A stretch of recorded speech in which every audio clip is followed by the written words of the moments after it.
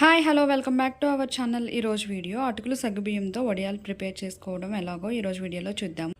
ఒక mixer jar తీసుకొని 1 cup అటుకులు, హాఫ్ కప్ సగ్గుబియ్యం తీసుకొని బాగా గ్రైండ్ చేసుకోవాలి. ఇలా ఫైన్ పౌడర్ లాగా గ్రైండ్ చేసుకున్న తర్వాత దీంట్లోకి 2 గ్లాసులు వాటర్ని యాడ్ చేసుకొని బాగా కలుపుకోవాలి.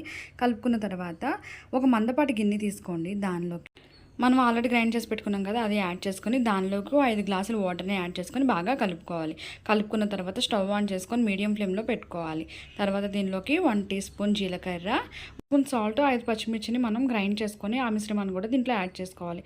ఇలా చిక్కగా అయ్యే వరకు మనం దీన్ని ఉడికించుకోవాలి. ఉడికించుకున్న తర్వాత వడియాల్లాగా మనం పెట్టుకోవాలి వీడియోలో చూపించిన విధంగా. తర్వాత ఇవి 1.5 డే పడుతుందండి ఇవి ఆరడానికి. ఆరిన తర్వాత మనం వీడియోలో చూపించినట్టుగా కొంచెం వాటర్ జల్లుకొని దానిపైన వీటిని వడియాలను తీసుకోవాలి. తర్వాత మళ్ళీ ఒక అరగంట వీటిని ఎండలో ఆరబెట్టుకోవాలి. ఆరిపోయిన తర్వాత వీటిని నేను ఫ్రై చేశానండి. చాలా టేస్టీగా ఉంటాయి. ఒకసారి